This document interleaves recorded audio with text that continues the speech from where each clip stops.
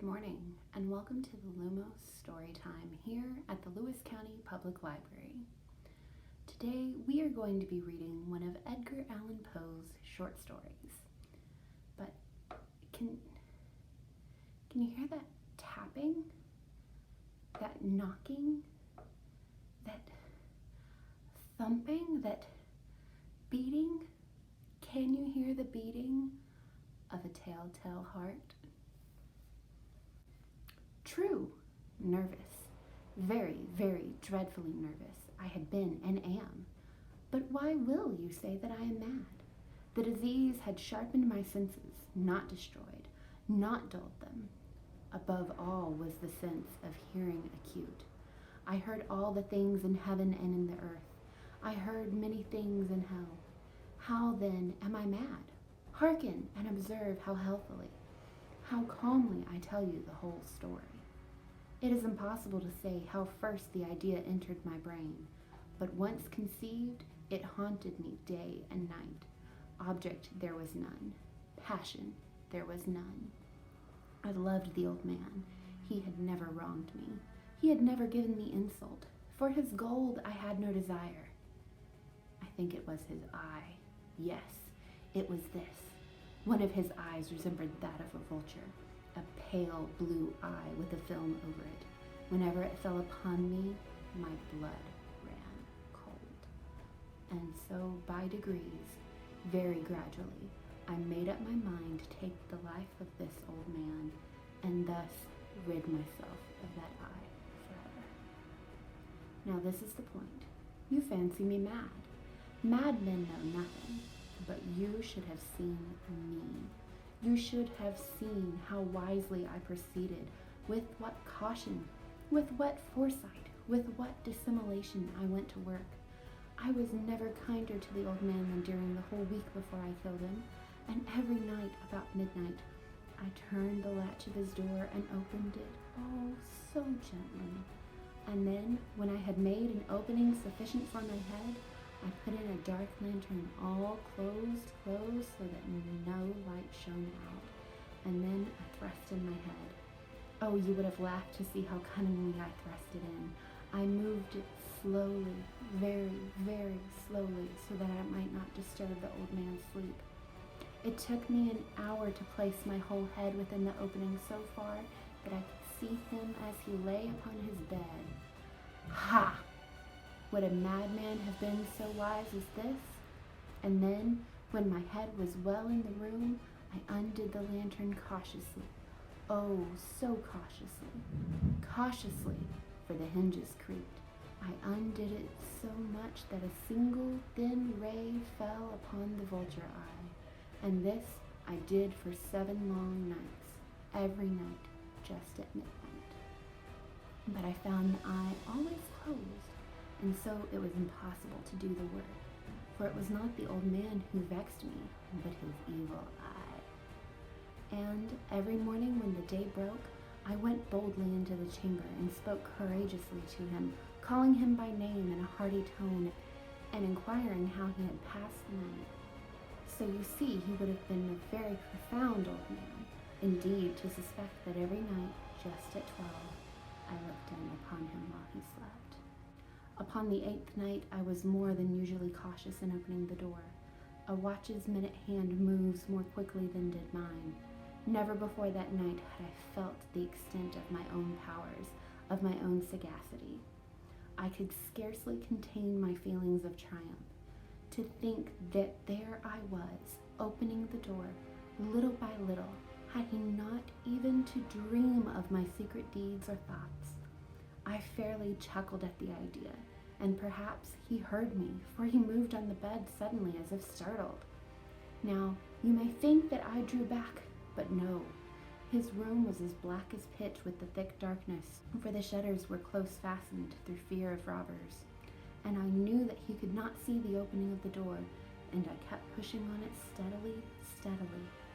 I had my head in and was about to open the lantern when my thumb slipped upon the tin fastening, and the old man sprang up in the bed, crying out, "Who's there?"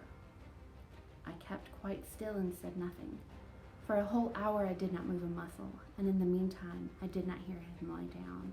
He was still sitting up in the bed listening, just as I had done, night after night, hearkening to the death watches in the wall.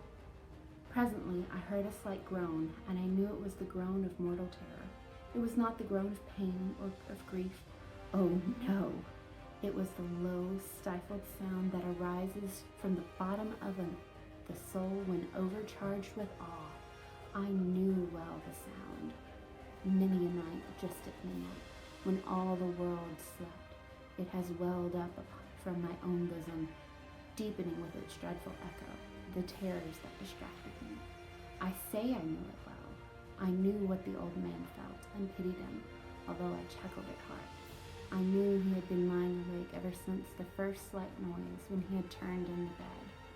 His fears had been ever since growing upon him. He had been trying to fancy them causeless, but could not. He had been saying to himself, "It is nothing but the wind in the chimney. It is only a mouse crossing the floor," or "It is merely a cricket which made a single chirp." Yes, he had been trying to comfort himself with these suppositions, but he had found it all in vain.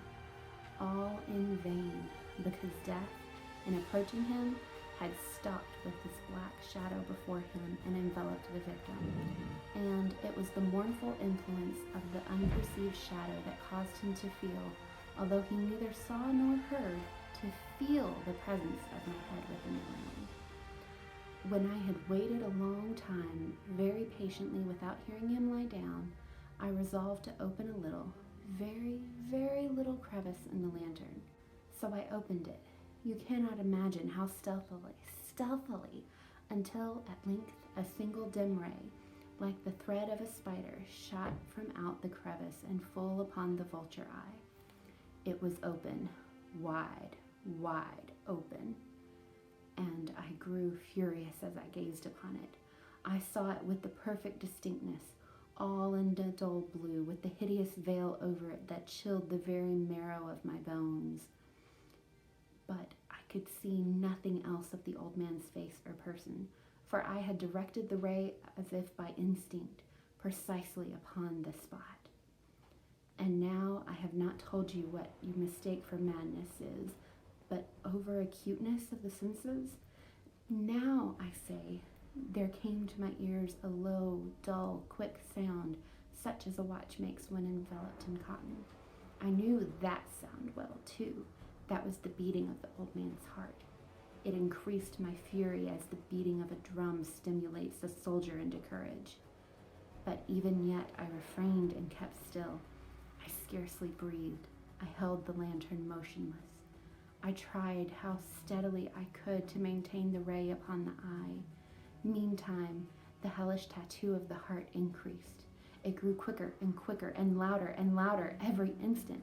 The old man's terror must have been extreme. It grew louder, I say, louder every moment. Do you mark me well? Have I told you that I am nervous? So I am. And now, at the dread hour of the night, amid the dreadful silence of the old house, so strange a noise as this excited me to uncontrollable terror. Yet, for some minutes longer, I refrained and stood still. But the beating grew louder. I thought the heart must burst, and now a new anxiety seized me. The sound would be heard by a neighbor. The old man's hour had come. With a loud yell, I threw open the lantern and leaped into the room. He shrieked once only, and in an instant I dragged him to the floor and pulled the heavy bed over him. Then I smiled gaily to find the deed so far done, but for many minutes the heart beat on with a muffled sound. This, however, did not vex me. It would not be heard through the wall. At length it ceased. The old man was dead. I removed the bed and examined the corpse. Yes, he was stone dead. I placed my hand upon the heart and held it there many minutes. There was no pulsation. He was stone dead. His eye would trouble me no more. If you still think me mad, you will think so no longer when I describe the wise precautions I took from the concealment of the body. The night waned and I worked hastily, but in silence. First of all, I dismembered the corpse. I cut off the head and the arms and the legs. Then I took up 3 planks from the flooring of the chamber and deposited all between the scantlings. I then replaced the boards so cleverly, so cunningly, that no human eye, not even his, could have detected anything wrong. There was nothing to wash out, no stain of any kind, no blood spot whatever. I had been too wary for that. A tub had caught it all. Ha ha! When I had made an end of these labors, it was 4 o'clock, still dark as midnight. As the bells sounded the hour, there came a knocking at the street door. I went down to open it with a light heart, for what had I now to fear? There entered 3 men who introduced themselves with perfect suavity as officers of the police. A shriek had been heard by a neighbor during the night. Suspicion of foul play had been aroused. Information had been lodged at the police office, and they, the officers, had been deputed to search the premises. I smiled, for what had I to fear? I bade the gentleman welcome. The shriek, I said, was my own in a dream. The old man, I mentioned, was absent in the country. I took my visitors all over the house. I bade them search well. I led them at length to his chamber. I showed them his treasures, secure, undisturbed.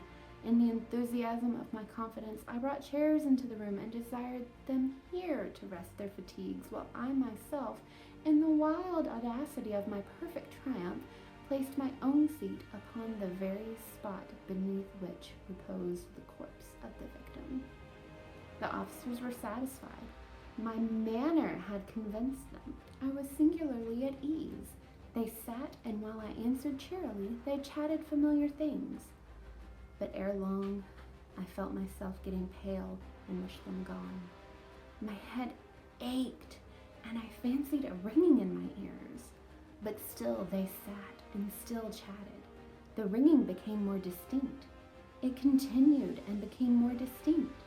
I talked more freely to get rid of the feeling, but it continued and gained definitiveness until at length I found that the noise was not within my ears.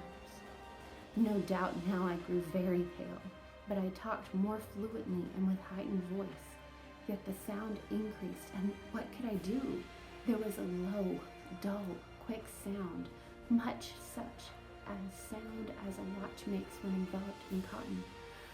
I gasped for breath, and yet the officers heard it not. I talked more quickly, more vehemently, and the noise steadily increased. I arose and argued about trifles, in a high key and with violent gesticulations, but the noise steadily increased. Why would they not be gone? I paced the floor to and fro in heavy strides, as if excited to fury by the observation of the men, but the noise steadily increased. What could I do? I foamed, I raved, I swore. I swung the chair upon which I had been sitting, and it grated upon the boards, but the noise arose over all and continually increased. It grew louder, louder, louder, and still the men chatted pleasantly and smiled. Was it possible they heard not? Almighty God, no, no, they heard, they suspected, they knew. They were making a mockery of my horror. This I thought, and this I think. But anything was better than this agony. Anything was more tolerable than this derision. I could bear those hypocritical smiles no longer. I felt I must scream or die. Now, again, hark, louder, louder. Villains, I shrieked. Dissemble no more. I admit the deed. Tear up the planks. Here, here. It is the beating of his hideous heart. Thank you for joining us for Lumos Story Time. I hope that you enjoyed this spooky little tale from Edgar Allan Poe. Please join us next week as we read another short story. If you like, please comment, like, and share our videos so that everyone else can enjoy as well. And remember, you can always follow our Facebook page or follow our YouTube channel for more videos. If you would like to read some of Edgar Allan Poe's work, you can also give us a call and arrange either curbside pickup, or you can come into the library Tuesday through Friday and pick up a copy yourself. We hope you have a great day. See you later.